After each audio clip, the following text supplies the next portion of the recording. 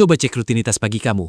Apa persamaan antara pasta gigimu, sabun cuci mukamu, selai rotimu, sampai bensin di tangki motormu? Jawabannya 1. Elaeus guinensis alias kelapa sawit. Suka atau tidak, sadar atau tidak, hidup manusia modern di abad 21 ini disponsori penuh oleh tanaman asal Afrika ini. Tapi di balik kenyamanan ini ada perang besar. Di satu sisi, sawit dituduh sebagai penjahat lingkungan nomor 1.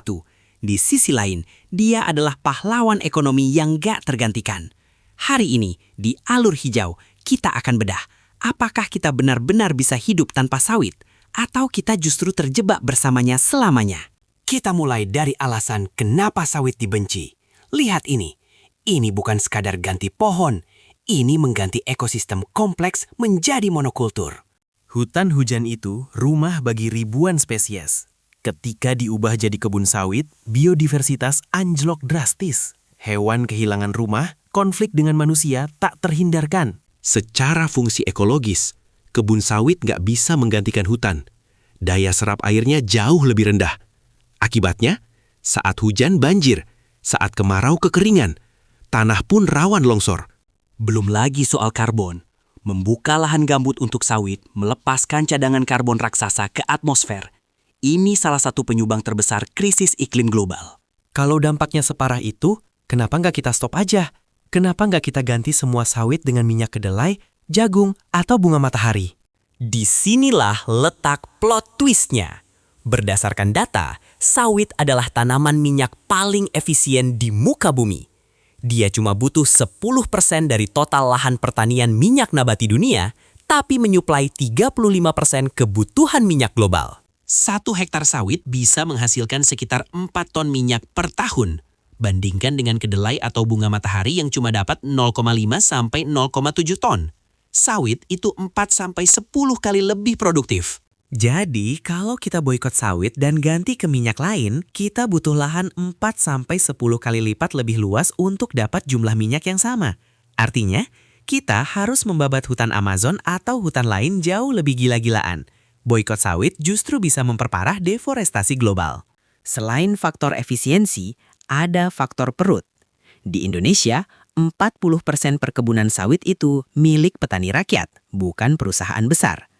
Ada jutaan keluarga yang menggantungkan nasib di sini. Sawit adalah penyumbang devisa terbesar non-migas. Kalau industri ini runtuh, ekonomi Indonesia bakal guncang hebat. Rupiah bisa melemah, pengangguran meledak. Pemerintah juga pakai sawit buat kemandirian energi lewat program biodiesel B35. Kita campur solar dengan minyak sawit biar nggak ketergantungan impor minyak bumi yang mahal. Ini strategi pertahanan ekonomi. Terus gimana? Masa kita pasrah alam rusak? Kuncinya ada di perubahan strategi. Dari ekstensifikasi, memperluas lahan, ke intensifikasi, meningkatkan hasil. Di Indonesia, banyak pohon sawit rakyat yang sudah tua dan bibitnya jelek. Daripada buka hutan baru, mending kita ganti pohon-pohon tua ini replanting dengan bibit unggul. Lahannya sama, tapi hasilnya bisa naik 2-3 kali lipat. Kita juga bisa belajar dari Kolombia. Di sana, mereka ekspansi sawit di lahan tidur atau padang rumput, bukan membabat hutan hujan. Deforestasinya 0%. Ini bukti kalau sawit dan alam bisa berdampingan kalau niatnya benar. Standar sertifikasi seperti ISPO dan RSPO harus diperketat. Pasar dunia harus memaksa perusahaan untuk transparan. Sawit ini hasil babat hutan atau hasil kebun lestari. Teman-teman, di alam semesta ini, there is no free lunch. Tidak ada yang gratis. Setiap kenyamanan yang kita nikmati, sabun wangi, gorengan murah, bensin terjangkau, ada harga lingkungan yang harus dibayar. Tugas kita bukan menghilangkan sawit, tapi memastikan harga yang dibayar alam seminimal mungkin. Dukung sawit berkelanjutan, dukung petani rakyat. Sampai jumpa di Alur Hijau berikutnya.